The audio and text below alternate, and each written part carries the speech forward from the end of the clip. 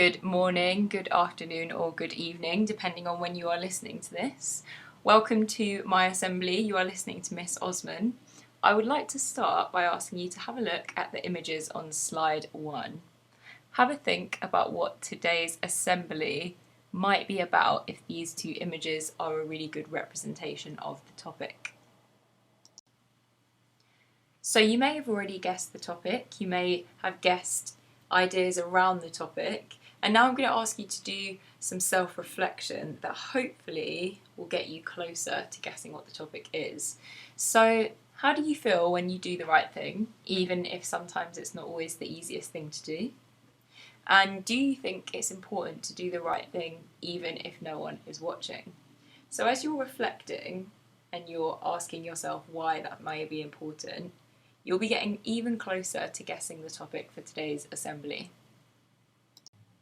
So before I tell you what the topic is, I'm going to give you one more chance to have a guess. I'm going to go through 3 case studies and I want you to consider what you would do if you were in these positions and why. So the first one, you're at the corner shop picking up essentials for your family. The total cost of all of the items is £4. You give the cashier a £10 note. The cashier gives you your change and you leave the store. You don't notice until you walk out of the door, but the cashier has accidentally given you £8 back instead of £6. What would you do and why? Number 2, you've borrowed a video camera from school so that you can complete a project. Whilst you're walking around the academy, you trip and drop the camera. You notice a crack on the lens, but you're not sure if it was there before. You check to make sure the camera still works. It does. What do you do and why? And lastly, your class is taking a maths test. Your teacher has her head down for a moment and the person next to you leans over and whispers, "Psst, what's your answer for question 4? What do you do and why?" So I'm sure that you all have integrity at the forefront of your minds, or you've written it down, or perhaps you're having a conversation with someone at home about the topic of integrity. You may have written down these words instead: responsibility, respect, fairness, trustworthiness, or even honesty. And that's because all of those topics and all of those synonyms are heavily intertwined with our topic of integrity. So I'm going to start by really defining integrity and its importance. Integrity is the quality of being honest and having strong moral principles. It's derived from the Latin integer, which is a whole number, and therefore it refers to the state of being complete. So I'd like you to think of a few examples of integrity in a number of scenarios, and then when you've done that, I'd like you to watch a video which is hyperlinked on the slide, and you can watch in more detail the exploration of the word integrity. But first, let's have a think about these things. Can you think of examples of ways in which students should behave with integrity at school? What about in the workplace? What about in the community? And what about during this global pandemic? Can you think of a goal you have in the future? How do you think having integrity will help you achieve this goal? So who is Marcus Rushford and how has he shown integrity recently? Well, the Manchester United and England striker is the young man who took on the Prime Minister and his government, persuading them to reverse the decision on school meal vouchers, which guarantees that 1.3 million children will now be fed during the summer holidays. For Marcus, it has been a deeply personal crusade, and one that has its foundations in a difficult upbringing as one of 5 children raised by a single mother. The 22-year-old has not forgotten his roots. Prime Minister Boris Johnson praised the England star contribution to the debate around poverty. The footballer said he was grateful that the Prime Minister did change his decision and that in a phone call, Mr Johnson had thanked him for using what I've built in a positive manner. Rushford owes his thanks to his mother, saying that she instilled the importance of good values into him from an early age. And this is something I'd like to explore in more detail on the next slide. I'm sure you've already seen this very powerful image that's been circulating the news and media and social media across the last week. During last week's Black Lives Matter protests and demonstrations, a counter-demonstration took place which opposed the Black Lives Matter movement. The counter-protest was in parts violent and racist. However, a Black Lives Matter protester was seen to act with the utmost integrity when he noticed a counter-protester was in need. He and others acted decisively to help the man, carrying the counter-protester to safety. Describing his decision to step in, Patrick Hutchinson said, "His life was under threat, so I just went under, scooped him up, put him on my shoulders, and started marching towards the police with him." He said, "You don't think about it being scary at the time, you just do what you've got to do." Now, what's really important about this is that Hutchinson described and contrasted the intervention with the lack of action taken by Minneapolis police officers who were involved in the tragic killing of George Floyd. If the other 3 police officers that were standing around when George Floyd was murdered had thought about intervening and stopping their colleague from doing what he was doing like we did, said Hutchinson, George Floyd would be alive today. He added, "I just want equality for all of us. At the moment, the scales are unfairly balanced, and I just want things to be fair for my children and my grandchildren." So Rushford mentioned that acting with integrity was something that was instilled within him from his mother from an early age. So that's something that's really important for us to explore. Integrity is not something we're either born with or not. It's something that derives from our experiences and our conscious choices.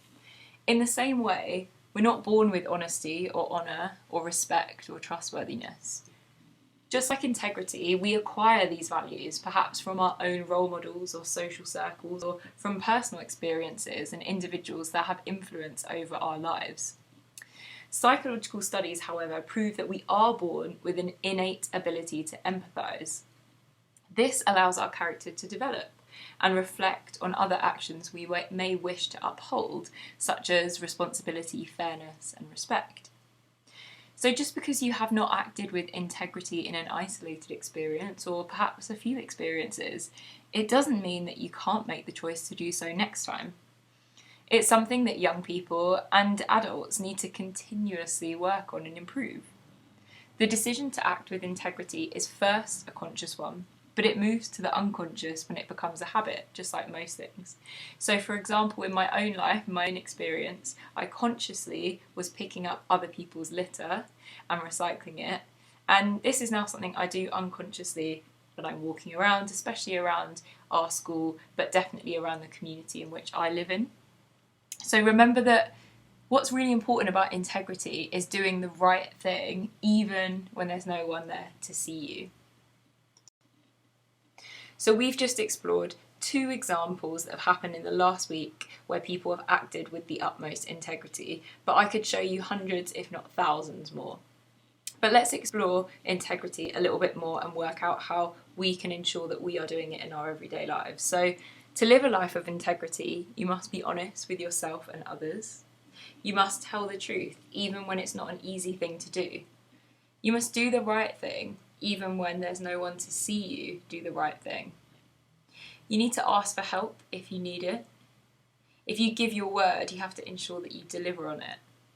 You need to make sure that you have strong moral values and that you are conscious of upholding these. So let's have one more look at a 30-second example on YouTube of someone deciding to act with integrity. In the first YouTube video, which was slightly lengthier and explored the definition of integrity, the concept of dual morality was raised, and I want to explore this in a bit more depth.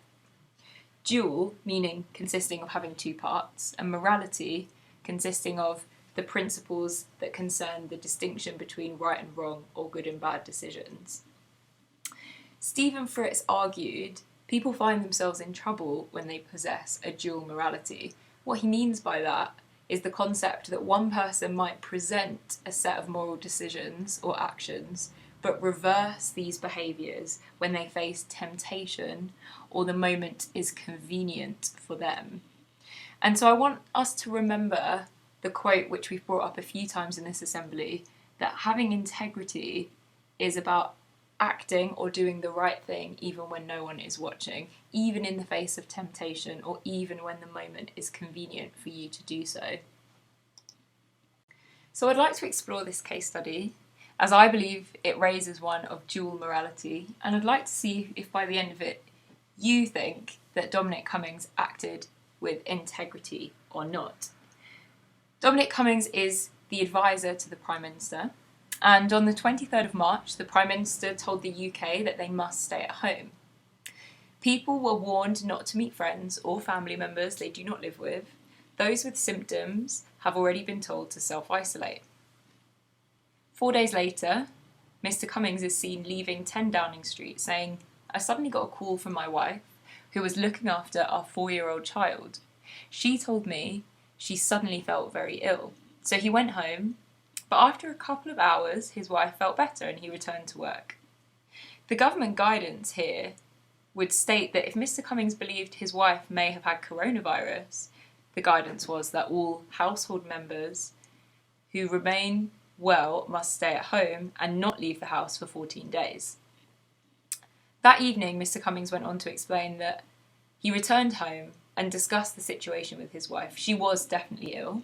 She might have COVID, although she did not have a cough or a fever. Mr. Cummings said that many people he worked closely with, including the Prime Minister, had had symptoms or were absent with symptoms.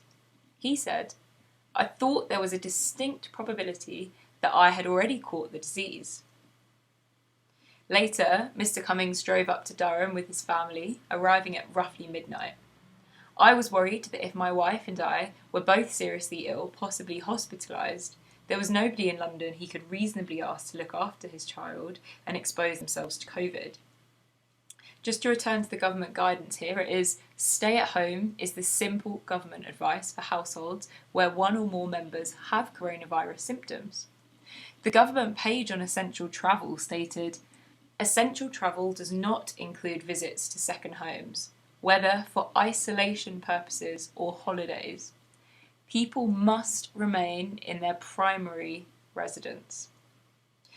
So on the 12th of April, Mr. Cummings drives to Barnard Castle, which is about 25 miles from his parents' home in Durham, with his wife and his child. He explained that this episode, as needing to test his driving and his eyesight, was fine, before he had to make the long drive back to London. He said he'd been having problems with his vision and that he was driving the 25 miles to check his eyesight.